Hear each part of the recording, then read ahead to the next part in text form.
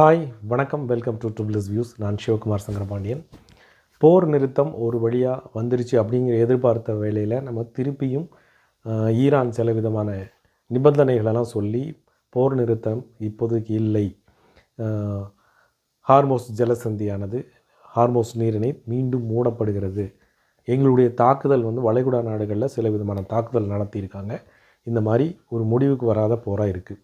America தரப்பில் போர் நிறுத்தம் அப்படிங்கிறத ட்ரம்ப் அவர்கள் அவர் சொல்லிக்கிட்டே தான் இருக்கார். ஒவ்வொரு நேரத்துலையும் அவருடைய ரோலை பற்றி தான் இன்றைக்கி, யார் இதை ஜெயித்தாங்க, யார் இதில் அப்பர் ஹேண்ட் எடுத்தாங்க அப்படிங்கிறத பற்றி தான் நம்ம இப்போ பார்க்க போகிறோம்.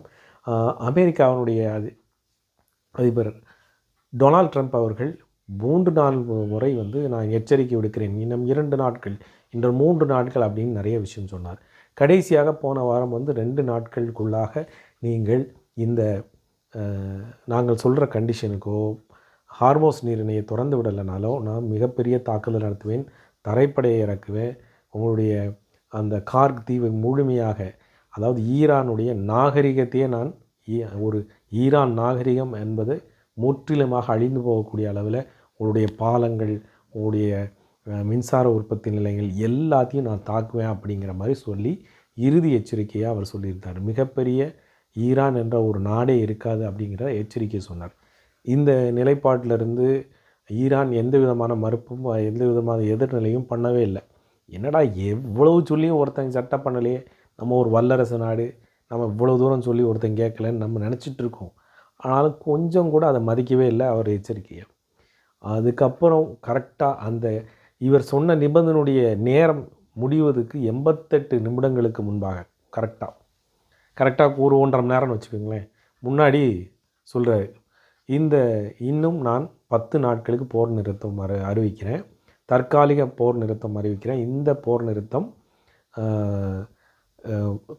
அதாவது போர் கண்டினியூ ஆகுது, தற்காலிக போர் நிறுத்தம் சில நிபந்தனைகளோடு நம்ம பேச்சுவார்த்தையில் பண்ண போகிறோம். அதுக்கு பாகிஸ்தான் பிரதமர் ஷபாஸ் ஷெரீஃபும் அவருடைய இராணுவ தலைவர் அசிஃப் முனீரும் சேர்ந்து இதை பண்ணுறாங்கங்கிற பெரிய கிரெடிட்டை கொடுத்து இன்றைக்கி ஒரு தூது விட்ட மாதிரி ட்ரம்ப் சொல்கிறாரு. உண்மையில் அமெரிக்காவோட நிலை இன்றைக்கி நானாக போய் நிப்பாட்டினா, நான் பயந்து போய் விலகினா அது பெரிய தோல்வியினுடைய வெளிப்பாடாக இருக்கும்.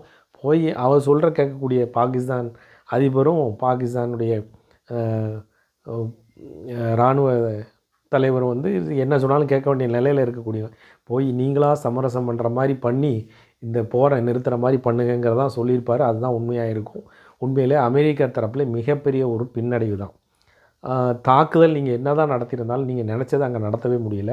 அந்தளவுக்கு அங்கே ஒன்றுமே நடக்கலை. அவங்க இழந்திருக்காங்க, ஈரான் நிறைய இழந்திருக்கு. ஆனால் எந்த விதமான நீங்கள் நினச்ச எந்த விஷயமும் அங்கே நடத்தலை. அப்போ அது பெரிய விஷயம் தானே. அரசாங்கம் மாறலை, நீங்கள் நினச்சி போகிற அந்த இராணுவ ஆயுதத்தையும் நீங்கள் கைப்பற்றவும் இல்லை, அதை நிப்பாட்டவும் இல்லை. ஆனால் இந்த போர் நிறுத்தம் இஸ்லாம் சம்மந்தமாக இப்போ இஸ்லாமாபாத்தில் பேச்சுவார்த்தை நடத்துவதற்கு எல்லாருமே இன்றைக்கி அமெரிக்க தரப்புகளும் ஈரானுடைய தரப்பும் மீட் பண்ணக்கூடிய வேளையில் ஈரானுடைய இராணுவ தொடர்பாளர், செய்தி தொடர்பாளர் என்ன சொல்கிறாரு, இதில் என்ன ஒரு விஷயம்னா, இந்த சீஸ் ஃபயர் நடந்த விஷயங்கள், போர் நிறுத்தம் சம்பந்தமான ஒப்பந்த விஷயத்தில் அமெரிக்காவோடு இஸ்ரேல் இருக்குது. இஸ்ரேல் அதுக்கப்புறம் தாக்குதல் நடத்திட்டு இருக்குது. இந்த போர் நிறுத்த அறிவிப்புக்கு அப்புறமும் ஒரு 250 பேர் இறந்து போகிற மாதிரி லெபனானில் பெரிய தாக்குதல் நடத்திருச்சு. இது போர் நிறுத்தருக்கு எகெயின்ஸ்டானது, எதிரானதுன்னு சொல்லிட்டு ஈரான் தரப்பில் கோருறாங்க. அதுக்கு இந்த கண்டிஷனில் ஏற்கனவே போட்ட கண்டிஷன்களில் போர் நிறுத்த கண்டிஷனில் ஈரான் மட்டும்தான் இருக்குது, லெபனான் கிடையாது, நாங்கள் மற்ற போர்களை நிப்பாட்டவில்லை, ஈரானோடு மட்டும்தான் நிப்பாட்டியிருக்கோன்னு இஸ்ரேல் சொல்லிருச்சு. அவங்க லெபனான் மேலே அதிகப்படியான தாக்குதல் நடத்துகிறாங்க அப்படிங்கிற ஒரு காரணத்தை பயன்படுத்துறதுக்கு இந்த சீஸ் ஃபயரை நாங்கள் சம்மதிக்கலை அப்படிங்கிற மாதிரி ஒரு பிரச்சனை போயிட்டுருக்கு. சீஸ் ஃபயரை, இந்த போர் நிறுத்தத்தை நாங்கள் ஏற்றுக்கொள்ளவில்லை, எல்லா இடத்துலையும் போர் தாக்குதல் நிப்பாட்டினா தான் நாங்கள் இந்த எல்லா விதமான அக்ரிமெண்ட்டுக்கும் சைன் பண்ணுவோம் அப்படின்னு. அக்ரிமெண்ட்டை யார் போட்டால், 10 விதமான நிபந்தனைகளை யார் போட்டால், ஜெயிச்சவர் முதல்ல வலுவானவர் போட்டது எல்லாம் கேளுன்னு சொல்லுவாரா? ஆனால் இதில் மாறுபாடான ஒரு விஷயம், ஈரான் தன்னுடைய நிபந்தனைகளை போட்டிருக்கு. இந்த நிபந்தனைகளெல்லாம் ஏற்றுக்கிட்டோம்னா நாங்கள் போர் நிறுத்தத்துக்கு வரோம். என்ன மாதிரி நிபந்தனைகள் பாருங்கள், இதற்கு இடையில் இந்த போர் நிறுத்தத்துக்கு இடையில் வளைகுடா நாடுகளையும் வந்து ஈரான் தரப்புலேருந்து சவுதி அரேபியாவை தாக்கியிருக்காங்க, சவுதி அரேபியாவையும் தாக்கியிருக்காங்க, யுஏஇயும் தாக்கியிருக்காங்க. ரெண்டுக்கும் தாக்குதல் நடந்திருக்கு ஈரான் தரப்புலேருந்து. இது போன அறிவிப்புக்கு அப்புறம் ஒரு 10 விதமான நிபந்தனைகளை சொல்லியிருக்காங்க. என்ன மாதிரியான நிபந்தனைகள் பார்த்தீங்கன்னா, முதல் நிபந்தனை ஒரு கண்டிஷன் சொல்கிறேன். என்ன விதமான நிபந்தனைகள் சொல்கிறேன். அமெரிக்கா இதுவரைக்கு ஈரான் மேல்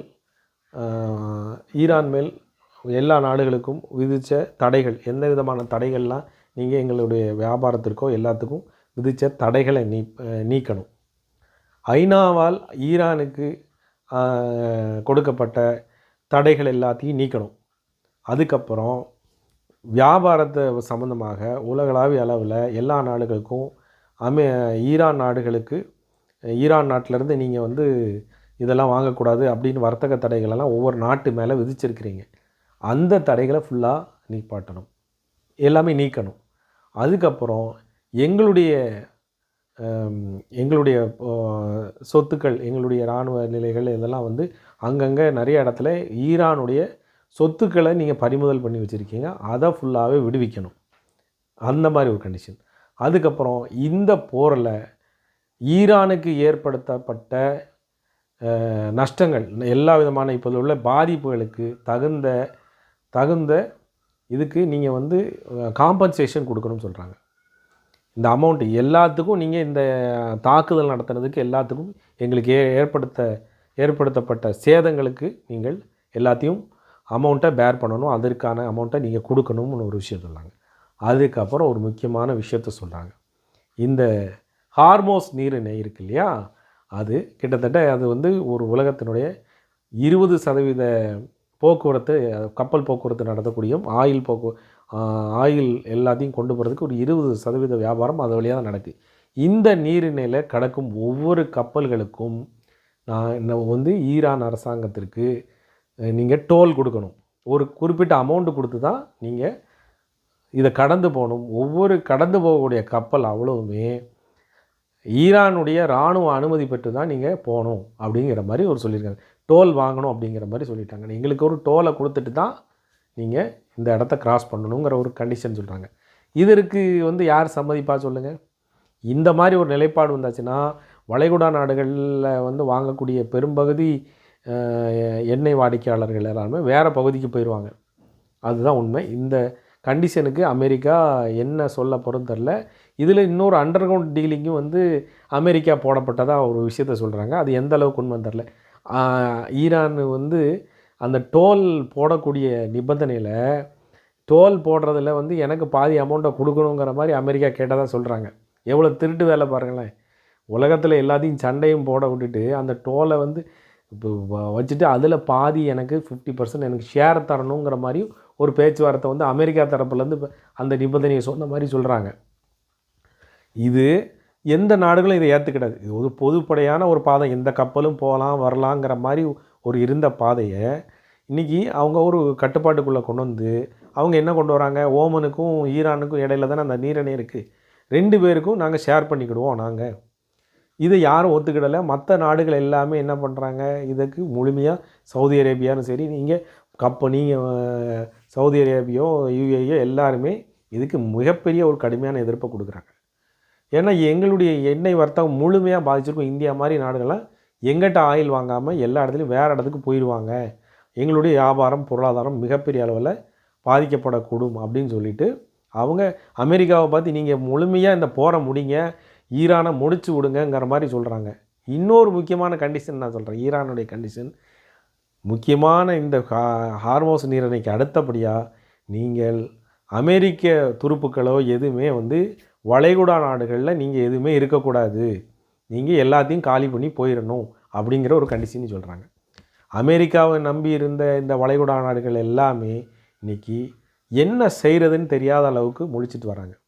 அதுக்கு ஈரான் பதில், அவன் போயிடுவான், அவன் வருவான் போவான், நம்ம எல்லோரும் இந்த இடத்துலே தான் இருக்கணும், அவனை நம்பி தான் நம்ம இவ்வளோ வம்பா போயிருக்கோம்னு சொல்லிட்டு இவ்வளவும் விஷயத்தை இவங்க வந்து வளைகுடா நாடுகள் மிகுந்த எச்சரிக்கையுடன் வந்து என்ன செய்கிறதுன்னு முழிச்சிட்ருக்காங்க. அதற்கு அடுத்த ஒரு கண்டிஷன் போடுறாங்க, எங்களுடைய அணு ஆயுதத்தை நீங்கள் ஏற்றுக்கணும். அணு ஆயுத ஆராய்ச்சிக்கு நீங்கள் உலக நாடுகள் அதுக்கு அப்ரூவல் தரணும். நாங்கள் அது ஆக்கப்பூர்வமாக பயன்படுத்துவோம். அதில் வந்து எல்லா நாடுகளும் வச்சுருக்கிற மாதிரி எங்களுக்கு இந்த அணு ஆயுத த அணு ஆய் அணு அணுசக்தி அணுசக்தி ஆராய்ச்சிக்கு எல்லா விதமான தடைகளும் இருக்கக்கூடாது. அதை நாங்கள் அதுக்கான ஒப்பந்தத்தில் நாங்கள் கையெழுத்து போடணும் அப்படிங்கிற விஷயத்தையும் சொல்லியிருக்காங்க. இது அமெரிக்காவுக்கு மிகப்பெரிய ஒரு பின்னடைவான, வேறு ஜெயிச்ச நாடு கண்டிஷன் போட்டால் பரவாயில்ல, நீங்கள் எதை நோக்கி நீங்கள் உள்ளே போனீங்களோ அவங்க கண்டிஷன் போட்டு இன்றைக்கி நிபந்தனைகளை விரிக்கிறாங்க. இந்த மாதிரி ஒரு கண்டிஷனில் வரும்போது அவங்க யாரை வச்சு பஞ்சாயத்து பண்ணன்னு தெரியாமல் எந்த நாடுகளும் அமெரிக்கா பண்ணதில் இதை ஏற்றுக்கிடவே இல்லை.